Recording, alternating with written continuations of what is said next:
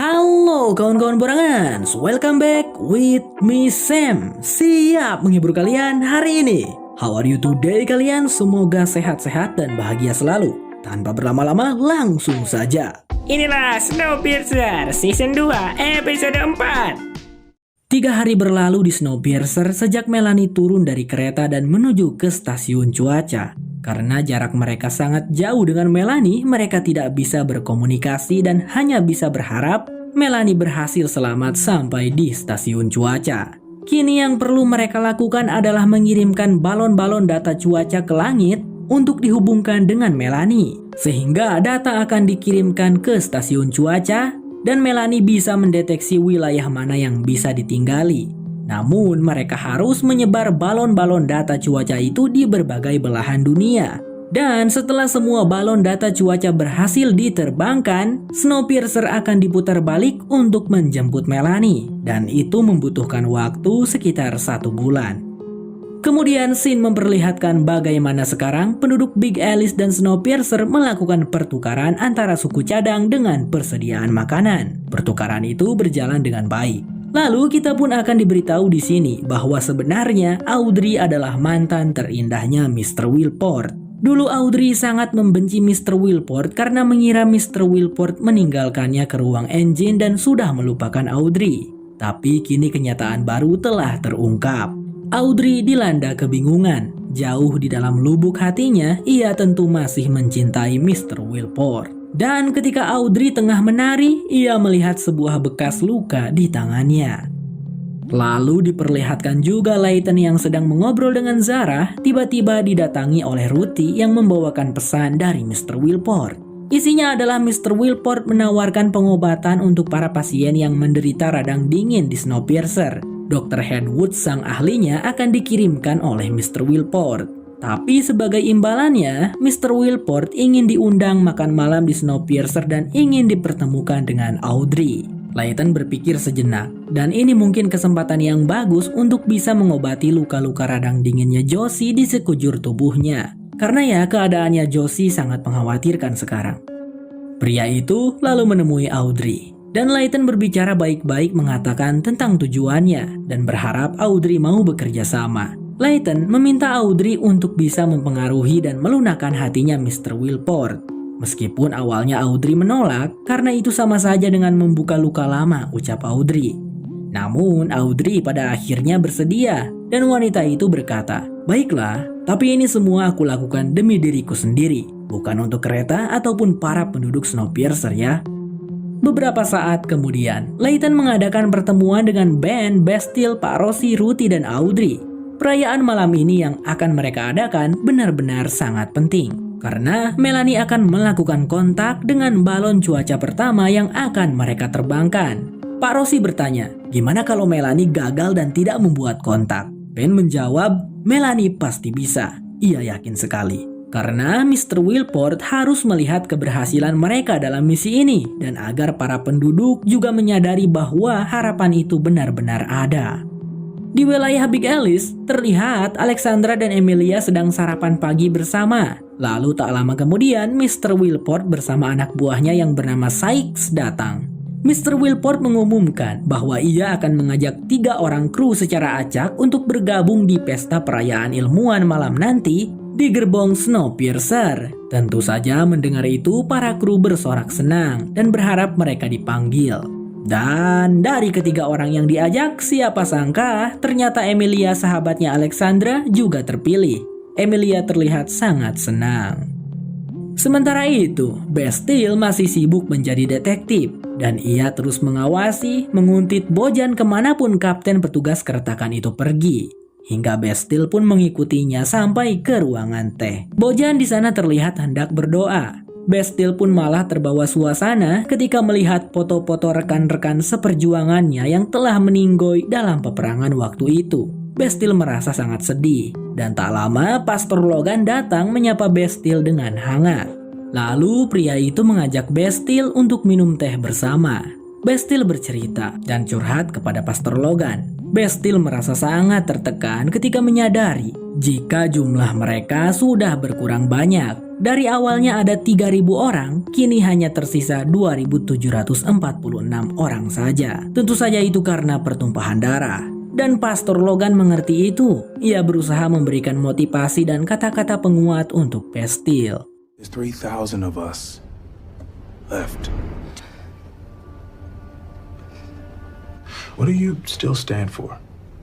Scene kemudian memperlihatkan Ruthie yang tengah menyambut kedatangan 2 dokter dari Big Alice, yaitu Dr. Hedwood. Singkatnya, kedua dokter itu dibawa ke klinik dan mengobati semua pasien yang menderita radang dingin. Obat yang Dr. Hedwood gunakan itu begitu ampuh. Sekali diolesin pada luka radang dingin, langsung membuat si pasien merasa lega. Sedikit informasi ya, para pasien ini adalah para korban serangan Bob di episode 1 waktu lalu. Setelah selesai dengan semua pasien, Layton meminta kedua dokter itu untuk mengobati 1 pasien lagi. Dan Layton langsung menolak saat Ruthie ingin ikut mengawasi. Sesampainya di tempat Josie, Dr. Hedwood segera memeriksa kondisi wanita itu. Namun mereka berkata jika Josie ini mengalami radang dingin yang sangat parah.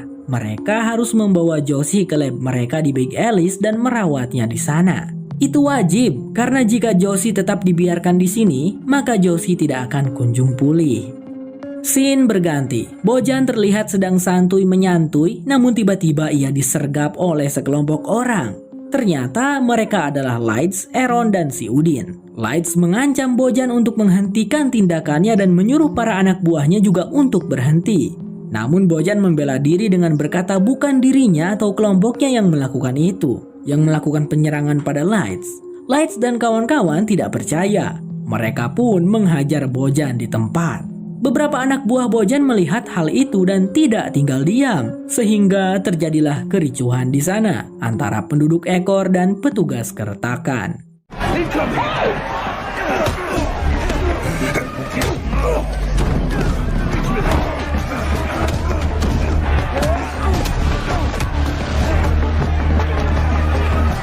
Saat ini Ruthie sedang berbicara dengan Zara. Ia curhat kalau dirinya merasa kecewa dan sedih. Melanie saat itu menyuruh dirinya untuk percaya kepada Layton.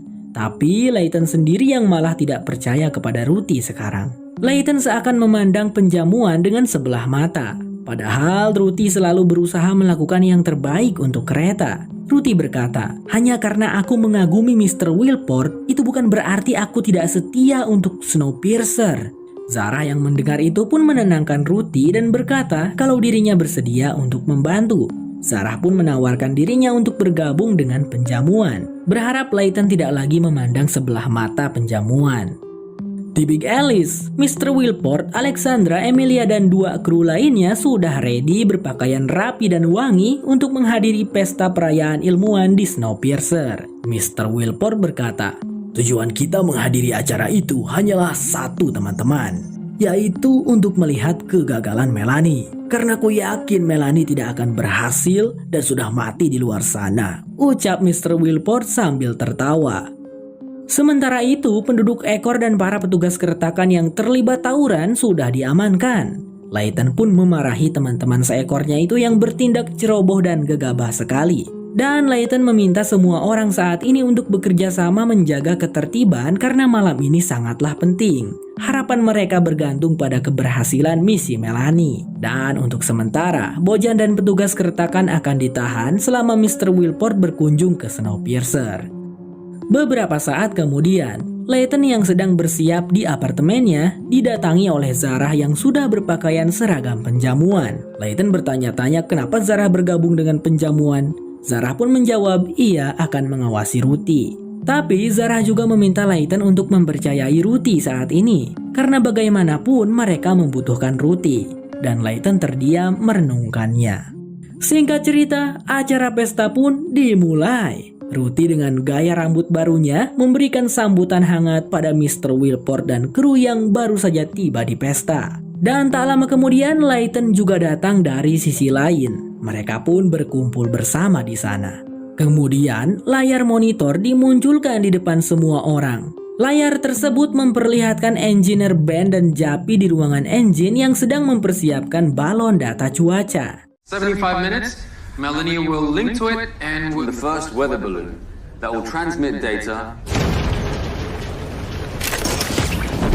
Mereka harus menunggu sekitar 75 menit sampai balon cuaca itu mencapai ketinggian 35.000 meter. Dan setelah itu Melanie akan membuat kontak dengan mereka. Tapi tidak berbentuk komunikasi, melainkan hanya berbentuk tanda ping. P-I-N-G, bukan warna ya. Masih ingat kan guys, tujuan balon itu diluncurkan adalah untuk mengirimkan data pada stasiun cuaca, yakni tempat Melanie berada. Sip. Sembari menunggu balon mencapai ketinggian, semua orang pun mendapatkan pertunjukan hiburan yang tak lain tak bukan adalah pertunjukan menyanyi Nona Audrey. Give me a reason to love. I just wanna be a woman. Give me a reason to be. Semua orang terpukau dengan penampilannya Audrey. Dan tentu saja Mr. Wilport lah yang paling terlena melihat kecantikan mantan kekasihnya itu. Beneran guys, Mr. Wilport ini kayak cinta banget ke Audrey. Karena selama 7 tahun berpisah, Mr. Wilport tak pernah bisa move on dari Audrey. Setelah pertunjukan selesai, Audrey langsung menemui Mr. Wilport. Dan mereka berdua pun pergi menuju ke tempat tertutup untuk entahlah. Positive thinking aja mungkin mereka mau mabar.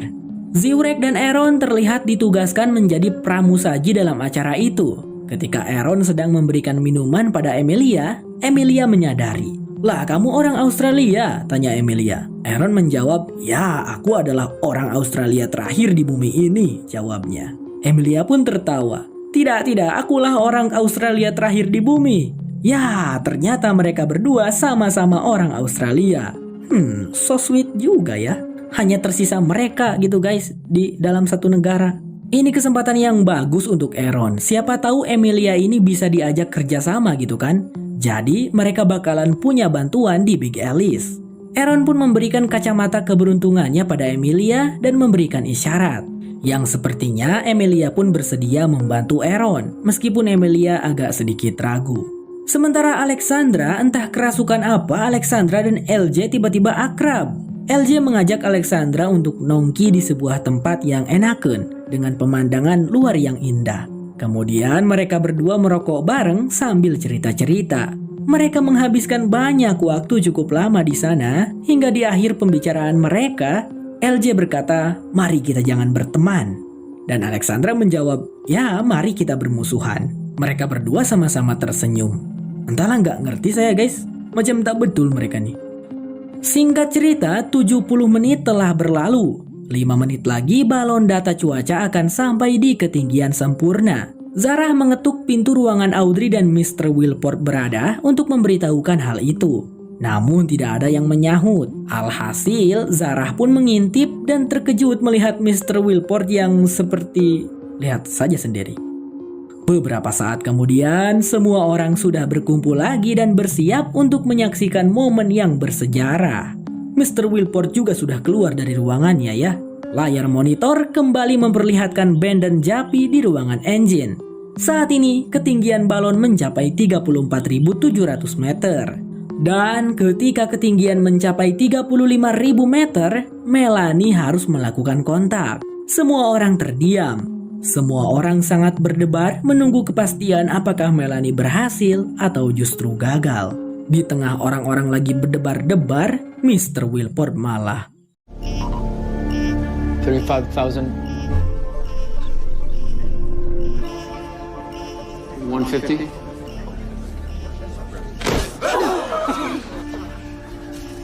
Sorry.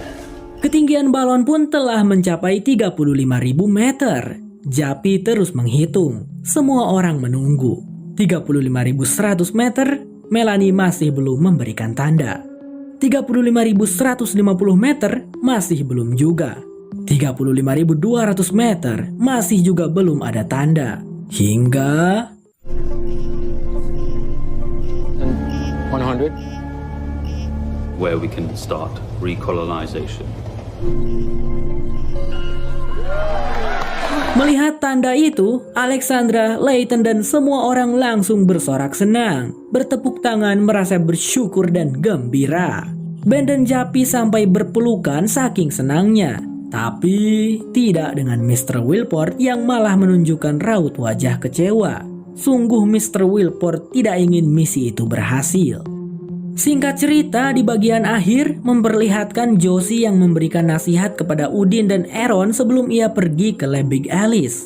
Di sana juga ada Winnie dan Oba-chan. Josie meminta agar penduduk ekor tetap dan selalu mendukung Layton sampai kapanpun. Lalu tak lama Miles datang.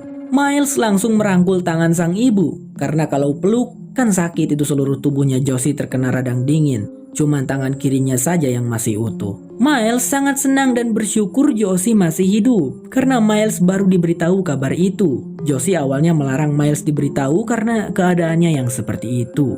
Lalu setelah selesai berpamitan, Josie pun diantarkan dengan menggunakan kursi roda.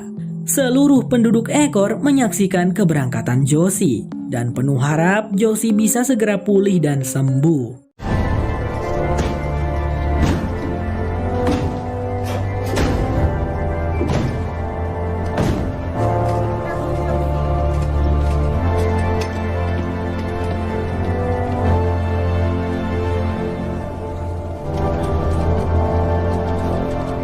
Sementara di saat yang sama, Layton menemui Audrey dan menanyakan apa saja perkembangan yang terjadi dalam pertemuan Audrey dengan Mr. Wilport tadi. Namun, Audrey hanya berkata, tenang saja, semuanya dalam rencana. Setelah Layton pergi, Audrey pun membayangkan kejadian tadi ketika Mr. Wilport yang seakan-akan tunduk kepadanya dan membuat Audrey merasa sangat dicintai. Audrey terus memikirkannya dan membuat kepalanya bingung. Akankah Audrey akan berbelot pada Mr. Wilport, guys? Sedangkan Mr. Wilport saat ini sedang mengintip ke sebuah ruangan, di mana di ruangan itu terdapat Josie dan Bob yang tengah terbaring. Jadi apakah Mr. Wilport punya rencana terpendam kepada Josie? Snowpiercer bersambung. Sampai jumpa lagi di episode berikutnya. Bye-bye!